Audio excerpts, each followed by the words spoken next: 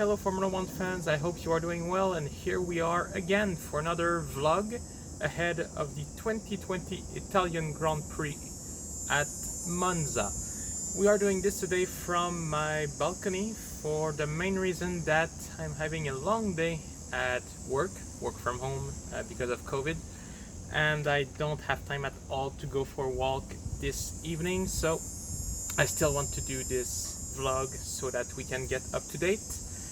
Going into Monza this week, 1 week after Belgium, we arrived there with a lot more questions than answers from many teams. Let's start with the big news that broke out this morning, that the Williams family, Claire Williams and Frank, are stepping down from the management of their Formula 1 team.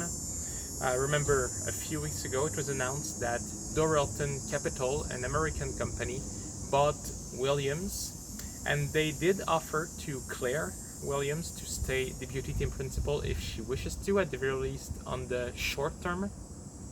But it was announced today that she will be stepping down after the Italian Grand Prix, so Sunday is her last day at the office at the head of the Williams Formula 1 team. Her and Frank Williams, her father, will be ceding all rights to manage the team to Doralton Capital, which is very sad. It is the end of an era. It is the first time since the team started that there will not be someone from the Williams family at the head of the team. So it is the beginning of a new era for them. Doralton Capital thanked the Williams for their involvement with Williams Formula 1 team, and they already said that they will keep the name Williams in Formula 1, that the heritage of the team is part of Formula 1. And if you also want my opinion, I think if you remove the name Williams from Formula 1, the team lost half of its value already, but that's only my opinion. So now on the short term, what happens, because next week we have the Tuscan Grand Prix in Mugello. It is believed that Simon Roberts, who is currently managing director at the team, will be the interim to replace Claire Williams at the head until they can sort everything out in terms of the management. So what way will they go? It's not really sure. We know that Doralton Capital does not have really experience with Formula 1, so many things they will go similar to what they did, what McLaren did with Zach Brown at the head, and taking someone from the motorsport industry that has a lot of experience and try to rebuild this team. Have someone at the very top that will oversee everything, and then have good people everywhere in their area to try to rebuild everything. We don't know yet, but this is what we think might happen. So Williams for sure will be sad this weekend. I think everyone will want to pay tribute to them. Already Mercedes did. Nicolas Latifi and George Russell, both drivers, are showing their support to the Doralton company and are also confident that they will be able to bring Williams back to the top, and it's only the beginning of a new era, and who knows, maybe someday we will see again a Williams back at the head of the Williams Formula 1 team. So yeah, it's gonna be an emotional weekend, I believe, for everyone.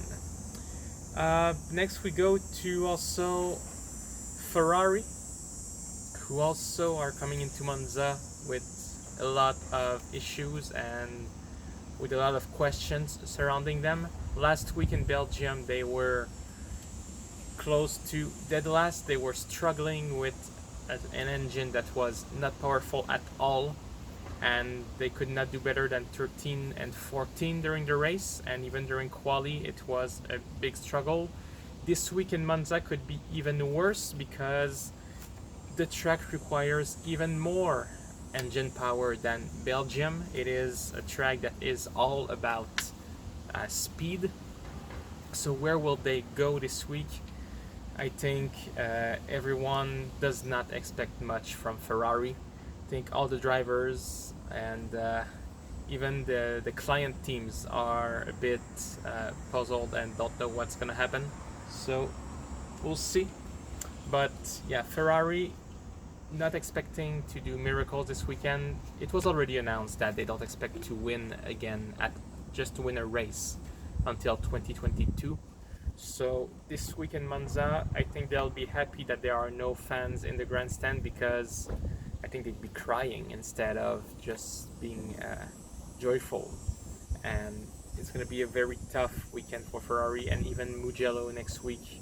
It's going to be awful, and hopefully they can figure something out. Maybe, just maybe, they will have a slight advantage compared to Belgium, because they can just run super low downforce on the car and bring the lowest downforce package that they can find. But it's going to be an extremely tough weekend again for Ferrari. But surprisingly, Carlos Sainz, who's currently with McLaren but will join Ferrari next year, said that he does not regret his decision, that there's actually no bad time to go at Ferrari because of the legend of the team and what it represents. So even though it's a bad moment for the team, Carlos being positive and optimistic that he will enjoy his time there, and even Charles Leclerc saying that he will be patient and give them time to come back on their feet. Charles is only at his second season in Formula One, third, sorry, and his second with Ferrari. So he does have time. He's still young, and just like Max Verstappen, when he arrived at Red Bull, he was not in a car that could win. So he will be patient, and hopefully something good will happen in the next few years. And speaking of McLaren, it was revealed that last week in Belgium they started testing parts in provision of the 2021 Formula One season. It is not permitted to fully work on the 2021 car or even to test a 2021 car, but they tested some bits and pieces that were legal under the 2020 rules, and that could give them a bit of an idea of how the 2021 car will work out. So just to put you in context, next year the floor of the car will have to change design a little bit to be a little bit more narrow toward the rear wheels, to avoid the team manipulating as much how the air flows around the rear wheels of the car. So it's going to be a bit more, instead of being like straight and with a lot of artifacts on each side to conduct the air, the design that they want to impose is something a little bit more like cambered on the inside, angled, and going toward the inside of the car. So it's not going toward the wheel, but more toward the exhaust, if you want. And this will have as consequence that the air around the rear tire will not be able to flow as freely as the team wanted to be. And what McLaren did, they brought some floor pieces last week in Belgium that were slightly angled like that, just to gather some data. It did not run much, I believe only 15-20 minutes in FP1, but it is still good to know that good data to start figuring out how this car might react in 2021 and start gathering data. It is not forbidden, since these parts were 2020 spec legal to fit on the car. So hats off to McLaren, who are just exploiting whatever gap they can in the rules to try and improve for next year. I mean, they have a good car this year. They had one last year. They have 2 podiums in the last few races, so it is a promising comeback for the team. And yeah, they're just exploiting everything they can to make their way back. Another big topic this weekend, there is no more engine party mode, or no more engine multi-mode if we want.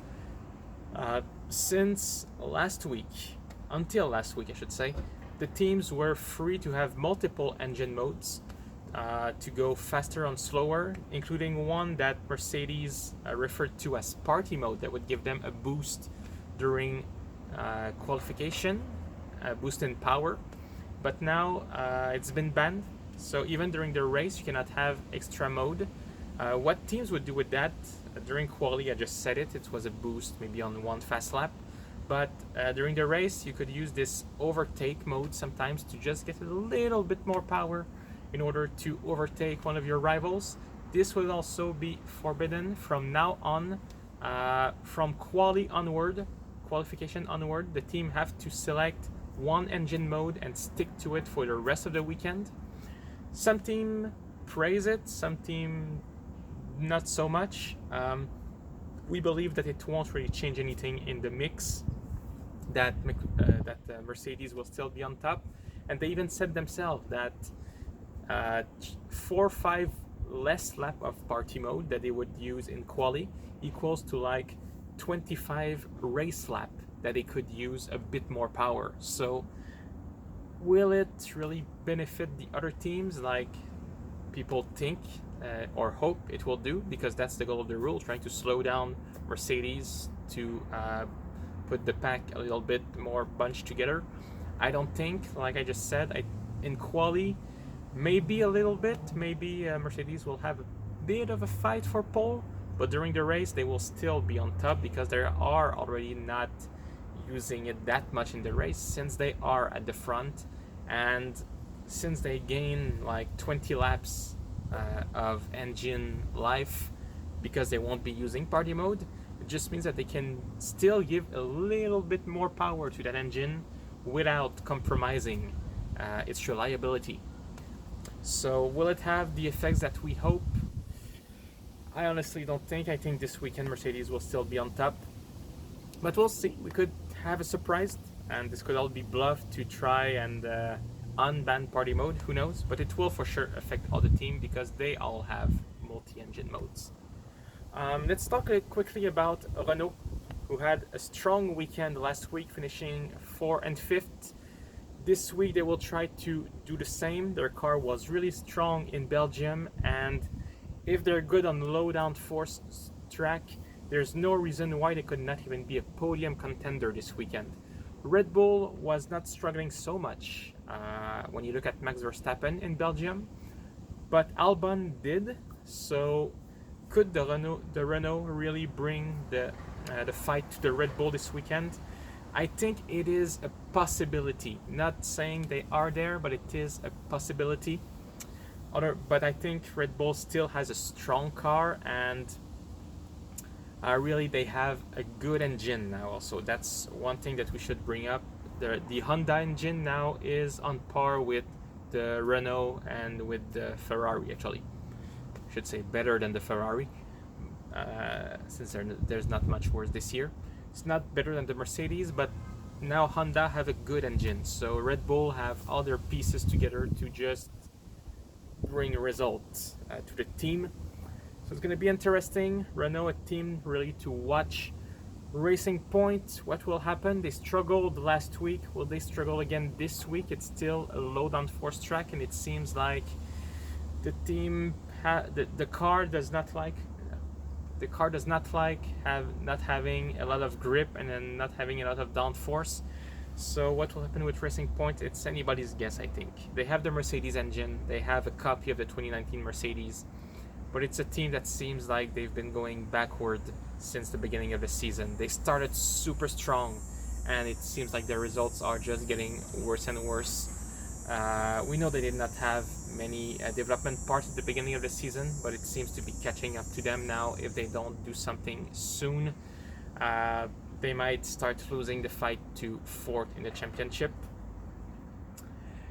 And that's it, guys. I don't have anything else to tell you, any other teams to talk about. I hope you enjoyed it. Please like, subscribe, leave a comment, tell me what you think, tell me what you expect from this Italian Grand Prix weekend, and I will see you tomorrow after the free practice session. Thank you guys, and I hope that you have a good day. Take care.